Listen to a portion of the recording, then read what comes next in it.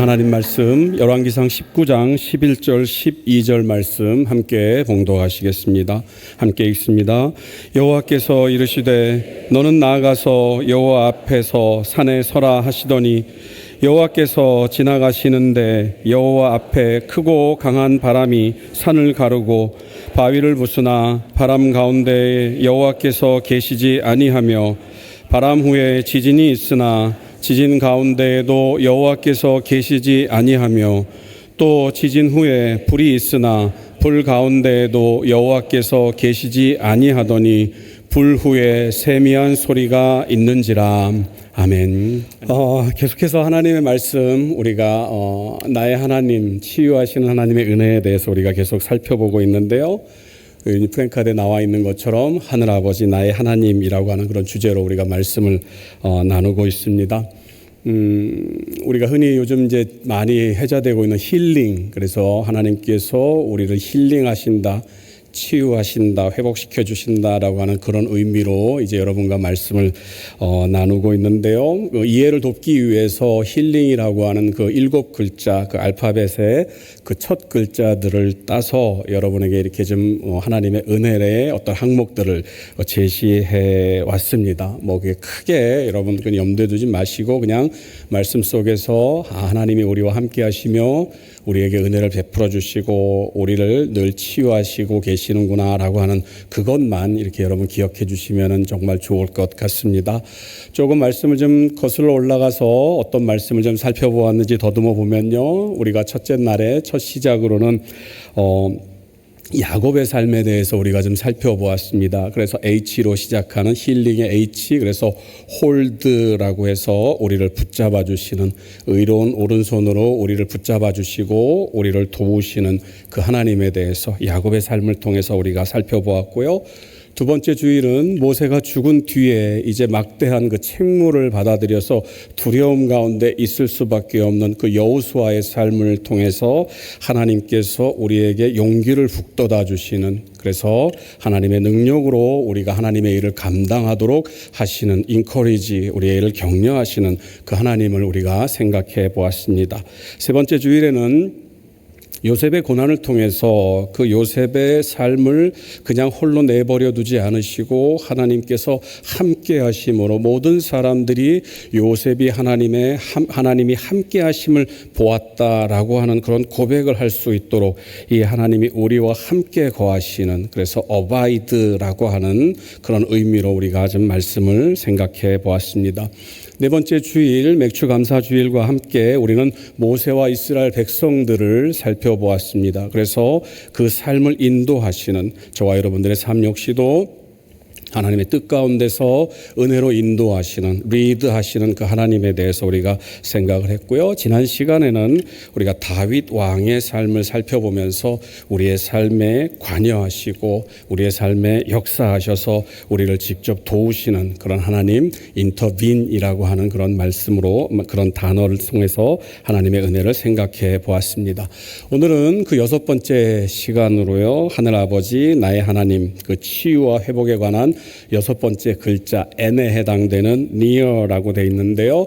여러분 프랭카드를 보시면 이제 친밀하심 이렇게 제가 표시를 해놨는데 원래의 의미는 이제 가까이 계심 이렇게 이제 좀 생각을 했습니다. 그런데 이 뭐랄까 획을 이렇게 글자 수를 좀 맞추다 보니까 그냥 가까이 계신 하나님, 그래서 친밀하신 하나님, 그래서 친밀하심으로 이제 말씀을 드렸는데 정확한 의미는 우리 곁에 계셔서 우리와 가까이 계시는 그 하나님, 멀리 떨어져 계신 하늘의 하나님이 아니라 바로 우리와 함께 하시는 그런 하나님에 대해서 좀 생각을 해 보려고 합니다.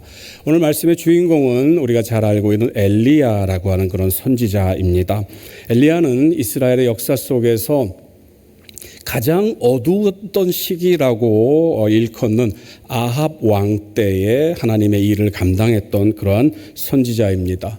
엘리야의 모든 생애를 보게 되면 하나님이 하나님 되심을 증명했다. 우리는 그렇게 정의를 해볼 수가 있습니다. 온 생을 바쳐서 하나님의 이름을 드높였던, 악이 보편화되고 악이 평범했던, 왕으로부터 모든 백성들이 하나님을 멀리했던 그 시대에 온전히 하나님의 이름만을 드높이기 위해서 온 생을 바쳤던 선지자가 엘리야입니다. 그래서 이제 하나님은 이 엘리야에게 큰 복을 내리셨는데 그 복 중에 하나가 무엇인가? 엘리야는 죽지 않고 하나님께로 올라갔다고 성경은 기록을 하고 있습니다. 성경을 보게 되면 딱 두 사람이 역사 속에서 죽음을 맞지 않고 하나님께로 불려 올라갔는데요. 그 한 사람은 아담의 7대 손인 에녹이라고 하는 사람입니다. 그리고 말씀드렸던 것처럼 엘리야가 죽음을 맛보지 않고 하늘나라로 올라갔다고 성경은 밝히고 있습니다. 그 내용이 열왕기하 2장 11절인데요. 이렇게 기록되어 있습니다. 두 사람이 길을 가며 말하더니 불수레와 불말들이 두 사람을 갈라놓고 엘리야가 회오리 바람으로 하늘로 올라가더라.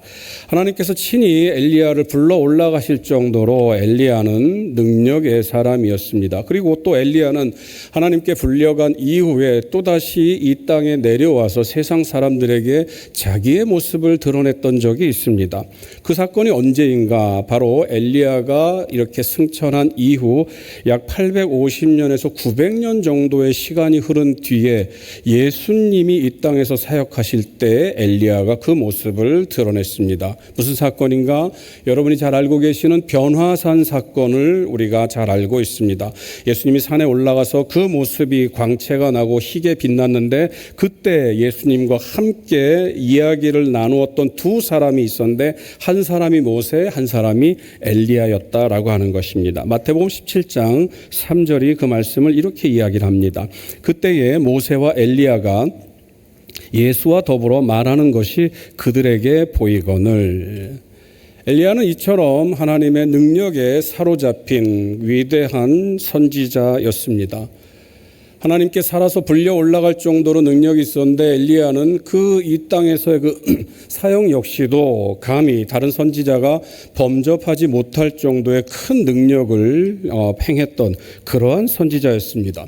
성경 열왕기상 17장과 18장을 보게 되면 엘리야가 이 땅에 살아가면서 어떤 능력을 행했는지를 세세하게 기록을 하고 있는데요. 그 17장의 처음은 엘리야가 기도함으로 말미암아서 그 땅에 이스라엘 땅에 비가 내리지 않았다. 성경은 그렇게 이야기를 합니다.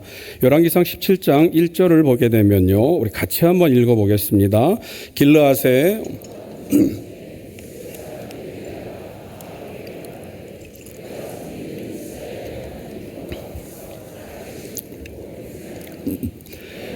쓰면 있지 아니하리라 하니라. 야고보 사도는 이 엘리야의 기도가 어떻게 이루어졌는지를 다시 한번 신약 야고보서에서 이야기를 하는데요. 그 내용이 야고보서 5장 17절에 기록되어 있습니다. 엘리야는 우리와 성정이 같은 사람이로되 그가 비가 오지 않기를 간절히 기도한즉 3년 6개월 동안 땅에 비가 오지 아니하고. 아합 왕, 하나님을 철저하게 거역했던 이 악한 왕에게 엘리야는 담대하게 나아가서 하나님의 말씀을 전합니다. 당신이 돌이키지 않으면 이 땅에 비가 내리지 않을 것입니다.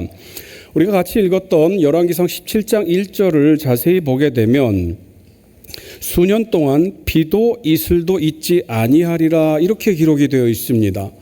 여러분이 알고 계시는 것처럼 이스라엘 땅은 지중해를 끼고 있는, 바다를 끼고 있는 그러한 땅입니다. 무더운 날씨 가운데 있기 때문에 이 바다에서 밤이 되게 되면 이 바다에서 습기를 머금은 공기가 이 육지로 불어오게 되어 있습니다. 그래서 차가운 이 땅과 이게 해가 진 이후에 이 사막 기후가 차갑게 되죠. 차가운 땅과 그리고 이 지중해에서 불어오는 습기를 머금은 따뜻한 바람이 만나게 되면 이슬로 그 땅에 내리게 되어 있습니다. 이것은 뭐 자연적인 현상입니다. 그런데 열왕기상 17장 1절은 뭐라고 이야기를 하느냐? 내가 기도하면 되면 이제 이 땅에 비는 물론이거니와 이슬조차도 내리지 않을 것이다. 성경은 엘리야는 그렇게 기도를 했다라고 이야기를 하고 성경은 그 기간이 무려 3년 6개월이다라고 이야기를 하고 있습니다. 말씀드렸던 것처럼 엘리야가 그렇게 기도하니까 그 땅에 3년 6개월 동안 비도 이슬도 내리지 않는 그러한 재앙이 닥치게 되었습니다. 가뭄이 시작되면서 하나님은 이제 이 엘리야를 하나님의 장중에 붙들고 피하도록 하십니다. 그 피한 장소가 성경은 기손 시냇가라고 이렇게 기록을 하고 있습니다.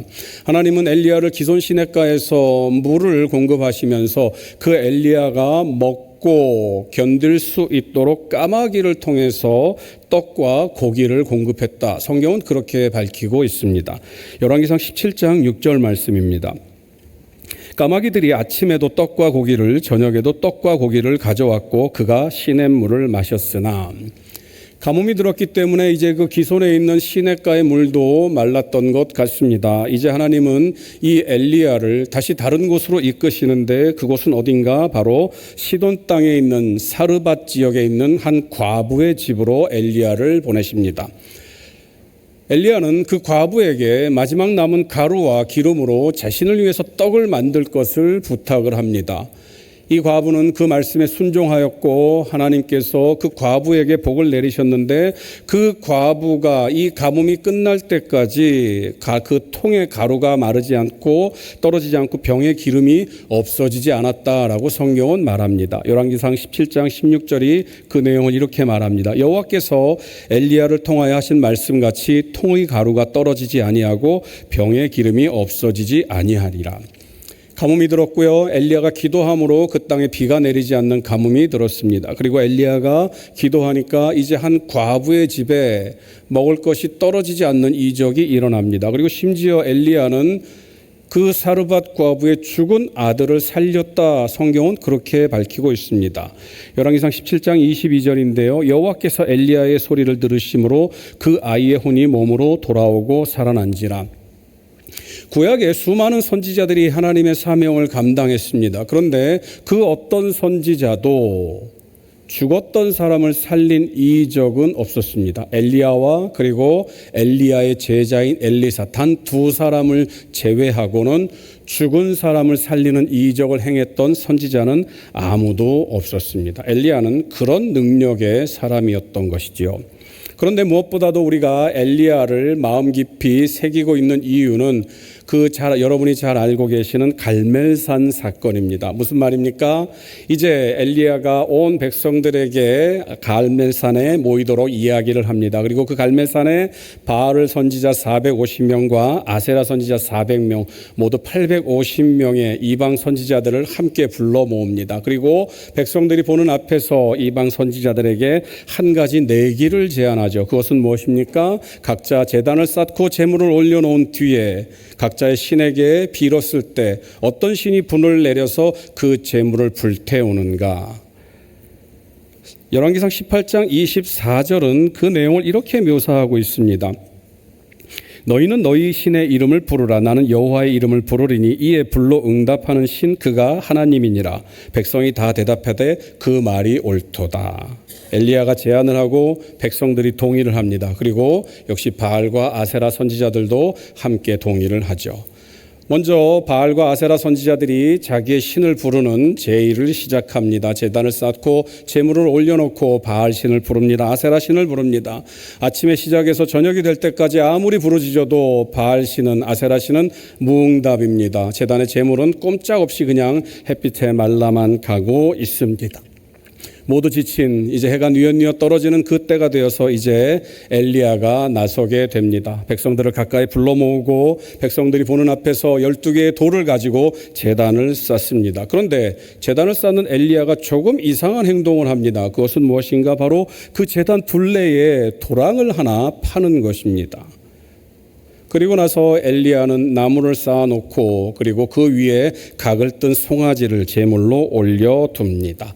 이제 기도만 하면 되는데 엘리야가 갑자기 엉뚱한 부탁을 합니다. 무엇입니까? 백성들에게 물을 떠다가 그 제물 위에 부으라라고 이야기를 합니다. 열왕기상 18장 33절이 그 내용을 정확하게 이렇게 말하고 있습니다. 또 나무를 버리고 송아지의 각을 떠서 나무 위에 놓고 이르되 통 넷에 물을 채워다가 번제물과 나무 위에 부으라 하고, 불을 내려서 그것을 태워야 되는데 물을 부어서 그 제물을 적시라고 이야기를 합니다. 사람들은 엘리야의 말에 순종했고 통 4개를 가지고 3번을 부었습니다. 그랬더니 이제 그 엘리야가 파놓았던 도랑에 물이 넘치기 시작합니다. 학자들은 그 당시에 이 엘리야가 사용했던 그 항아리, 그 통을 약 7리터에서 10리터 정도가 물이 들어가는 그런 항아리라고 이렇게 추정을 하고 있습니다. 그리고 제단에 이제 4개를 가지고 3번을 부었기 때문에 모두 12통을 부었다고 이렇게 산수로 계산하는데요. 그러면은 그 양이 어느 정도인가? 84리터에서 약 120리터 정도 이렇게 된다고 이야기를 하네요. 여기서 우리가 한 가지 좀 짚고 넘어갈 필요가 있는 것이 있습니다. 말씀드렸던 것처럼 그 땅은 지금 3년 6개월 동안 비도 그리고 이슬도 멈춘 철저하게 가문 땅이라고 말씀을 드렸습니다. 지금도 마찬가지입니다. 비가 내리고 관계시설이 발달된 현대 지금 이 시대에도 중동 지역에서 물은 석유보다 더 비싸게 판매가 됩니다. 왜요? 그 땅에서의 물은 사람의 생명과 같이 귀한 것이기 때문입니다. 그런데 그 물을 가져다가 제물에다 부으라고 이야기를 합니다. 무려 120리터에 해당하는 막대한 양의 물을, 무슨 말입니까? 지금 생명을 땅에다가 쏟아 부으라고 이야기를 한 것입니다. 그런 물을 땅에 쏟아 부었다라고 하는 이야기는요, 엘리야 역시 지금 그 대결에 목숨을 걸었다는 의미입니다. 만에 하나 하나님께서 응답을 하시지 않으면 생명과 같은 물을 허비한 엘리야는 당장에 돌에 맞아 죽어도 누구 하나 탓할 이유가 없을 것입니다. 그런데 감사하게도 하나님께서는 엘리야의 기도에 응답을 하셨죠. 그리고 엘리야의 기도가 끝나자마자 하늘에서 불이 내려와 제단의 제물은 물론 젖어있는 나무 그리고 심지어 제단의 돌과 흙 그리고 고여있는 물까지 다 태웠다고 성경은 밝히고 있습니다. 이 이적 이후에 함께 있던 백성들이 엎드리며 하나님이 살아계신 참 신이라고 고백을 합니다. 그리고 그 바알의 선지자들을 모두 끌고 가서 기손 시냇가에 데리고 가서 모두 다 죽여버립니다. 이 놀라운 역사를 마친 후에 이제 엘리야가 하늘을 향해 기도합니다. 그랬더니 어떤 일이 일어나는가? 비가 내리기 시작합니다. 중동이라고 하는 그런 지역은요, 비가 오게 되면 한 번에 막대한 비가 쏟아진다고 합니다. 그리고 성경은 그 비를 일컬어서 큰 비라고 분명하게 밝히고 있습니다. 그리고 비가 내리기 시작하면 사람이 길을 걸었던, 사람이 건넜던 그 협곡이 깊은 강물로 순식간에 변하게 됩니다. 그렇기 때문에 이 엘리야가 아합 왕에게 먼저 이야기를 합니다. 큰 비가 올 터이니 아합 왕은 빨리 이 자리를 피하십시오. 왜 그렇습니까? 물이 얼마나 어떻게 불어날지를 모르기 때문입니다. 이제 비가 쏟아집니다. 아합 왕은 마차를 타고 달려갑니다. 물이 불어나기 때문에 빨리 그 자리를 벗어나야 되는데 성경은 뭐라고 이야기를 하느냐? 엘리야가 그 아합 왕 앞에서 달려갔다라고 기록을 하고 있습니다. 초인적인 능력을 발휘한 것입니다. 급하게 그 지역을 벗어나는 그 마차보다 빨리 앞서서 달려간 엘리야. 성경은 그것을 하나님의 능력이라고 이야기를 하면서 열왕기상 18장 46절에서 이렇게 표현하고 있습니다. 여호와의 능력이 엘리야에게 임하매 그가 허리를 동이고 이스라엘로 들어가는 곳까지 아합 앞에서 달려갔더라. 지금까지 나눈 이 4가지 사건이 열왕기상 18장에서 19장에 이르는 17장에서 18장에 이르는 이 엘리야의 능력, 하나님으로부터 받은 그 능력입니다. 이렇게 엘리야는 큰 능력들을 통해서 하나님이 살아계신 신이라고 하는 것을 이스라엘 백성들에게 알렸습니다. 그런데 성경은 이상하게 이런 엘리야가 갑작스럽게 너무나도 변한 그 모습을 우리에게 보여주고 있습니다. 그 내용이 열왕기상 19장 4절인데요. 정반대의 모습을 우리에게 보여주고 있습니다. 우리 같이 한번 읽어보겠습니다. 자기 자신은 광야로 들어가 하룻길쯤 가서 한 로뎀나무 아래에 앉아서 자기가 죽기를 원하여 이르되 여호와여 넉넉하오니 지금 내 생명을 거두시옵소서. 나는 내 조상들보다 낫지 못하니이다 하고 엘리야가 하나님께 기도를 합니다. 그렇게 능력으로 비를 내리고 비를 멈추고 그리고 죽은 사람을 살리고 심지어 말보다 빨리 앞서 달려갔던 그 엘리야가 갑작스럽게 하나님 나를 죽여주십시오라고 이야기를 합니다. 여호와여 내가 지금 넉넉하오니 하나님 이제 됐습니다. 그러니 나를 죽여주십시오. 방금 읽은 열왕기상 19장 4절 말씀에서 우리는 로뎀나무라고 하는 나무에 우리가 관심을 갖게 됩니다. 우리가 생각할 때 나무라고 하는 것은 가지가 무성하고 그리고 새들이 깃들어 앉을 수 있고 그리고 사람이 기대어서 그 그늘에 쉴 수 있는 그러한 나무를 떠올리게 됩니다. 그런데 성경에서 말하고 있는 로뎀나무는 사실은 나무가 아닙니다. 정확하게 이야기를 하면은요, 덤불 같은 이제 그러한 이렇게 식물입니다. 그래서 이 로뎀나무를 가지고 중동 사람들, 이스라엘 사람들은 주로 무엇에 사용했냐면요, 땔감을 쓰거나 아니면 많은 경우에 엮어서 빗자루로 사용을 했습니다. 우리가 여러분 잘 알고 계시는 대로 옛날 시골에 가면은 이렇게 대빗자루나 쌀이 빗자루가 있는 것을 우리가 기억을 합니다. 그것이 나무는 분명한데 여러분 아무도 그 쌀이 나무 밑에서 숨어서 이렇게 그늘에서 쉬었다라고 하는 그런 경험을 한 사람은 없습니다. 왜요? 그런 나무가 그런 종류가 아니기 때문이죠. 절대로 그늘을 만들 수 없는 그런 식물이 바로 오늘 본문이 우리가 읽은 열왕기상 19장 4절에 나오는 로뎀나무입니다. 아무리 길게 자라봤자 1m 50을 넘지 않는 성인의 키를 넘지 않는 그런 이제 풀 같은 그러한 식물입니다. 그런데 그 나무에 그 풀에 기대어 있었다라고 성경은 밝히고 있습니다. 로뎀나무 아래에서 햇빛을 피한다라고 하는 것은 절대로 있을 수 없는 일입니다. 그런데 로뎀나무 아래에서 햇빛을 피한다라고 하는 이 표현은 은유적으로 특별히 이스라엘 사람들이 은유적으로 쓰는 주로 표현인데요. 어떤 의미인가? 햇볕을 절대로 피할 수 없는 그 로뎀나무 밑에서 햇볕을 피할 수밖에 없는 아주 비참한 상황을 의미합니다. 그러니까 시간이 있거나 여유가 있거나 아니면 건강이 허락되면은 어떻게 해서든지 그 햇빛을 피할 텐데 그럴 힘도 여력도 아무것도 없기 때문에 그냥 그 로뎀나무 밑에서 그 쌀이나무 밑에서라도 햇빛을 피하려고 하는 그런 비참한 상황. 그것이 바로 이 로뎀나무 아래에서 피했다라고 하는 말이 가지고 있는 은유적인 의미입니다. 그러니까 엘리야는 지금 그 누구보다도 비참한 상황 가운데 놓여 있다라고 하는 것입니다. 그리고 또 하나 엘리야가 그 로뎀나무에 앉아 있었다라고 성경은 말을 합니다. 앉아서라고 번역된 히브리어는 야쉐브라고 하는 말을 쓰는데요. 이 말의 의미는 단순히 그냥 앉아 있다라고 하는 것이 아니라 앉아서 머무른다라고 하는 그런 의미입니다. 그러니까 야쉐브 했다라고 하는 것은 거기에 이제 정착한다는 그런 의미를 가지고 있습니다. 엘리야가 로뎀나무에 비참한 상황 가운데서 야쉐브했다는 것은 이제 더 이상 어디로 움직일 힘조차 없기 때문에 그냥 나는 여기에 머물러서 내 생을 끝내기를 원합니다라고 하는 그런 의미가 담겨 있는 것입니다. 능력의 종이 조금 전까지만 해도 하늘을 움직이고 말보다 빨리 달리고 심지어 죽었던 사람을 살릴 정도로 이렇게 능력을 행했던 종이 왜 이렇게 한순간에 무너져 버렸을까?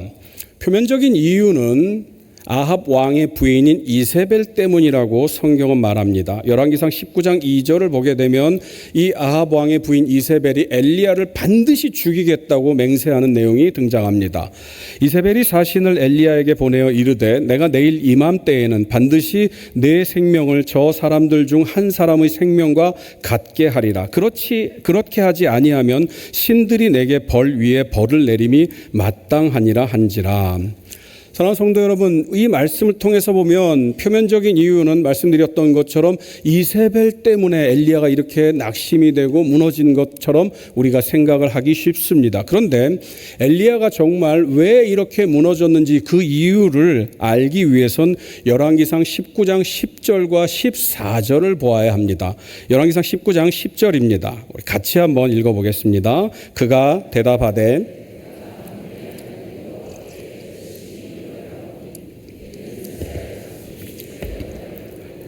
주의 제단을 헐며 칼로 주의 선지자들을 죽였음이오며 오직 나만 남았거늘 그들이 내 생명을 찾아 빼앗으려 하나이다. 똑같습니다. 생명을 빼앗으려고 한다라고 하는 내용은 똑같은데 하나 무엇이 다른가? 엘리야는 지금 하나님께 뭐라고 이야기를 하냐면요, 하나님 나만 남아 있습니다 라고 이야기를 합니다. 여러분, 우리가 인생을 살면서 우리가 여러 가지 힘겨운 일을 만나곤 합니다. 그런데 그 힘겨운 일을 만나도 누군가 한 명, 우리가 흔히 말하는 친구라든지 아니면 우리의 고민을 털어놓을 수 있는 사람이 있으면 우리가 그 일들을, 그 힘겨운 생활을 이겨나는데 참 도움이 되는 것이 분명한 사실입니다. 그런데 엘리야는 지금 뭐라고 이야기를 합니까? 나만 남아 있습니다. 내가 이렇게 하나님을 열심히 섬겼고 하나님의 일을 감당했는데 하나님 다 죽어버리고 다 떠나고 이제 나만 남았습니다. 엘리야가 불을 내려서 엘리야를 통해서 살아계신 하나님을 만났고 엘리야와 함께 바알 선지자들을 죽였던 그 이스라엘 백성들, 참 하나님을 고백했던 그 사람들도 지금 다 떠나버렸습니다. 그리고 엘리야는 지금 혼자 남아 있습니다. 그런데 방금 읽은 열왕기상 19장 10절과 우리가 앞서 살펴본 열왕기상 19장 4절 로뎀나무 아래에서 하나님 나를 죽여주십시오라고 했던 그 엘리야와 그리고 지금 읽은 열왕기상 19장 10절에서 하나님 나만 남았습니다라고 하는 이 엘리야와의 사이에는 40일이라고 하는 시간적인 공백이 있습니다. 시간적인 그 흐름이 있습니다. 하나님께서 엘리야가 로뎀나무 아래서 하나님 나는 지금 여기서 그냥 차라리 죽는 게 좋습니다 라고 이야기를 한 그 뒤에 하나님께서는 천사를 통해서 엘리야를 깨우십니다. 그리고 나서 엘리야에게 먹을 것을 주시지요. 그 내용이 열왕기상 19장 5절인데요. 로뎀나무 아래에 누워 자더니 천사가 그를 어루만지며 그에게 이르되 일어나서 먹으라 하는지라. 어루만진다라고 번역된 히브리어는 나가라고 하는 그러한 말을 씁니다. 기본적으로 만진다라고 하는 뜻입니다. 그런데 이 만짐이 어떤 의미가 있냐면요, 여러분, 남자와 여자가 사랑할 때 이성을 만지는 그러한 의미를 담고 있습니다. 여러분, 사랑하는 남녀가 이렇게 서로를 이렇게 만지면서 서로를 이렇게 손으로 서로를 쓰다듬으며 그 사랑을 표현할 때 막 이렇게 주먹으로 이렇게 막 두들겨 패고 그런 경우는 없지 않습니까? 얼마나 부드럽고 사랑스럽게 만지겠습니까? 바로 이 나아가 하나님께서 천사를 통해서 엘리야를 어루만진 것이 바로 그런 의미입니다. 그런데 이 나아가는 한 가지 또 다른 의미를 가지고 있습니다. 그것은 무엇인가? 그 어루만짐이 그 어루만져지는 대상의 삶을 바꾼다라고 하는 것입니다. 무슨 말입니까? 하나님께서 천사를 통해서 이 엘리야를 사랑스럽게 어루만지는데 이 어루만짐을 통해서 엘리야의 삶이 바뀌어진다라고 하는 것입니다. 어떻게 바뀌었습니까? 하나님께서는 엘리야를 어루만지셨고 그 어루만짐을 통해서 새롭게 일어난 엘리야는 그 바로 전까지만 해도 하나님 나를 죽여주십시오라고 했는데 이제 다시 일어나서 하나님이 인도하시는 길을 따라서 광야 40일을 걸어갔다라고 하는 것입니다. 그리고 마침내 하나님의 산 호렙에 이르렀다라고 성경은 말을 하고 있습니다. 하나님께서 천사를 통해서 엘리야를 어루만지시고 그리고 그 엘리야에게 날마다 떡과 물을 공급하셨고 그것으로 말미암아서 엘리야는 그 광야 40일의 여정을 끝내고 하나님이 엘리야를 부르신 그 자리로 가게 된 것입니다. 열왕기상 19장 8절이 그 모습을 이렇게 기록합니다. 같이 한번 읽겠습니다. 이에 일어나 먹고 마시고 그 음식물의 힘을 의지하여 40주 40야를 가서 하나님의 산 호렙에 이르니라. 그 호렙산에 이르러서 우리가 앞서 살펴봤던 것처럼 하나님 나는 지금 혼자입니다 라고 엘리야가 하나님께 하소연을 하고 있는 것입니다. 하나님은 그 엘리야에게 이제 하나님의 현현, 하나님의 나타나심을 보여주십니다. 큰 바위를 부술 정도로 강한 바람 가운데서 하나님은 엘리야에게 나타나지 않으셨습니다. 그 이전까지 엘리야는 자신의 기도함을 통해서 하나님께서 내려오는 불을 경험했고 그 불을 통해서 하나님이 자신과 함께함을 깨달았던 사람입니다. 그런데 어찌된 일인지 하나님의 산 호렙에 이르렀을 때 하나님은 바위를 부술 정도의 큰 바람에도 아무런 응답을 엘리야에게 보여주시지 않았습니다. 바람이 지난 뒤에 땅을 흔드는 지진이 일어났습니다. 그러나 그 지진에서 하나님은 계시지 않았습니다. 맹렬한 불로 그 동굴을 휘감았지만 그 불에도 하나님은 계시지 않았고 그 이후에 하나님께서 엘리야에게 나타나신 것은 무엇인가? 바로 열왕기상 19장 12절 마지막에 기록된 말씀 세미한 소리가 있는지라. 세미하다라고 번역된 히브리어는 다크라는 말을 쓰고 있는데요. 작고 여위다라고 하는 그런 의미를 담고 있고요. 또 하나는 볼품없다라고 하는 그런 의미를 담고 있습니다. 말씀드렸던 것처럼 엘리야는 지금까지 하늘에서 내려오는 불로 하나님이 자기와 함께 하심을 깨달았습니다. 기도함으로 말미암아서 죽었던 사람이 일어나는 역사를 통해서 하나님이 나와 함께 하심을 깨달았던 사람입니다. 기도를 했더니 하늘에서 비가 그치고 땅에 이슬이 마르는 그러한 역사를 통해서 하나님이 나와 함께 하심을 경험했던 사람입니다. 그리고 이 엘리야는 자기가 기도했더니 하늘문이 열리고 큰 비가 내림을 통해서 하나님이 자기와 함께 하심을 경험했던 사람입니다. 그런데 그 엘리야가 지금 하나님 앞에 나왔을 때 하나님은 그 엘리야에게 세미한 음성을 들려주십니다. 작고 여인 음성, 볼품 없는 음성을 들려주십니다. 그런데 그 음성이 엘리야를 살렸음을 우리가 보게 됩니다. 왜 그렇습니까? 그 음성이 바로 하나님의 음성이기 때문입니다.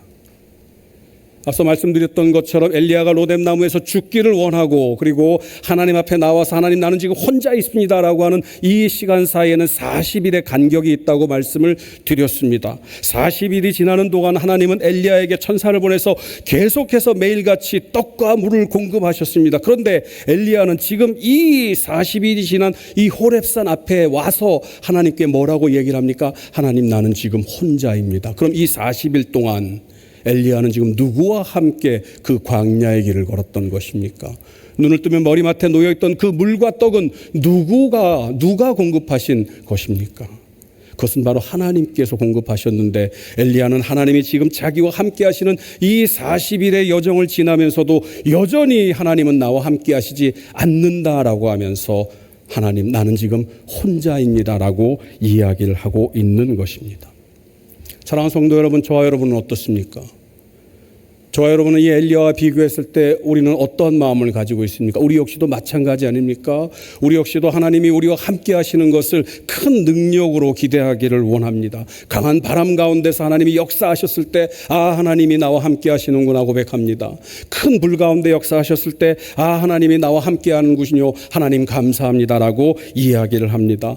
온 땅을 흔들 만한 그런 지진과 같은 그런 역사가 있을 때 비로소 우리는 하나님의 은혜를 감사하며 나와 함께 하시는 하나님을 찬양합니다. 그런데 여러분, 우리 곁에 계신 그 하나님, 엘리야를 공개했던 그 작은 물 한 병, 그 작은 떡 하나, 그리고 하나님 앞에 섰을 때 그 어떤 것에도 응답하시지 않고 세미한 음성으로 응답하셨던 그 하나님, 우리 역시도 그 하나님을 외면한 채 크고 강한 바람, 하늘에서 내려오는 불, 하늘을 움직이는 그런 기도, 그 역사를 통해서 우리는 하나님이 나와 함께 하신다라고 고백하지 않는지 모르겠습니다. 사랑하는 성도 여러분, 엘리야를 일으켜 세운 것은, 엘리야를 다시 살아나게 한 것은 크고 강한 불이 아니라, 땅을 흔드는 지진이 아니라, 강한 바람이 아니라 오로지 하나님 한 분의 세미한 음성이었습니다. 엘리야는 계속해서 나는 혼자 있습니다라고 하는 그 광야의 40일 동안 하나님은 떡과 물 한 병이라고 하는 세미한 음성으로 엘리야 곁에 계시면서 엘리야를 공급하셨던 것을 우리가 보게 됩니다. 사랑하는 성도 여러분, 땅을 뒤흔드는 역사가 없다 할지라도 하나님이 여러분과 함께 계심을 결코 의심하지 마시기 바랍니다.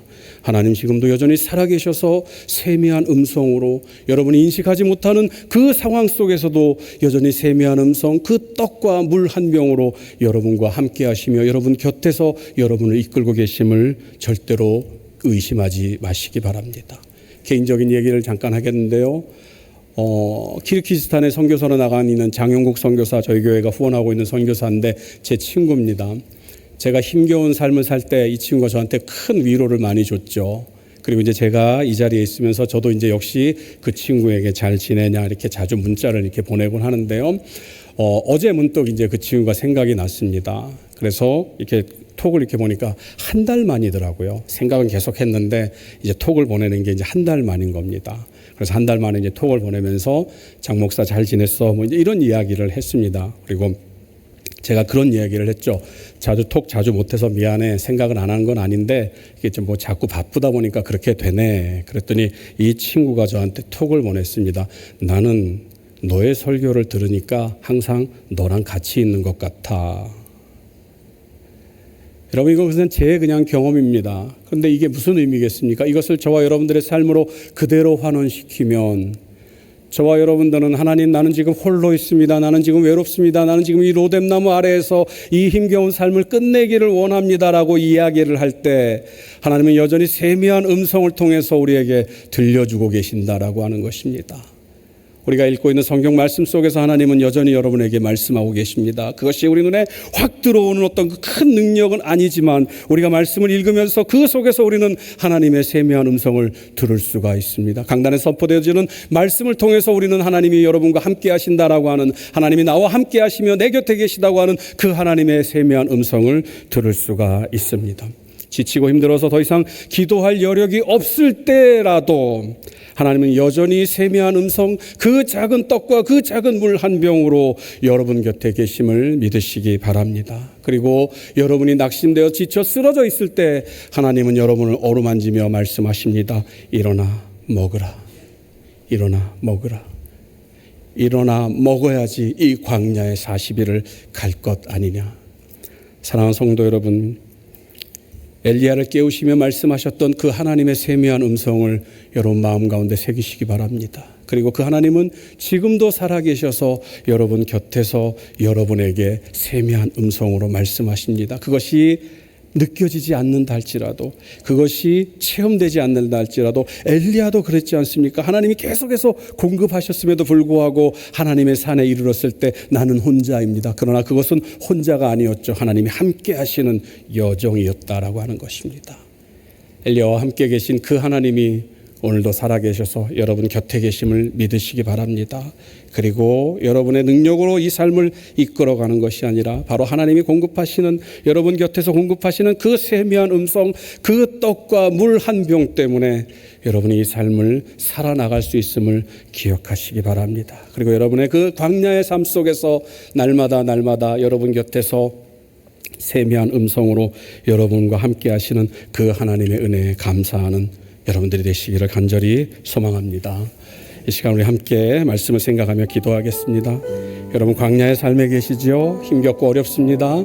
누구 하나 내 편이 되어주는 사람 없고, 그리고 그것을 이해하게 안들 그 마음을 누가 알아주겠습니까? 그러나 하나님이 알고 계십니다. 그리고 하나님이 세미한 음성으로 여러분과 함께하고 계십니다. 여러분과 하나님의 세미한 음성을 듣게 해달라고, 그리고 그 세미한 음성을 감사하는 기도를 이 시간 함께 1분 정도 묵상으로 기도하겠습니다.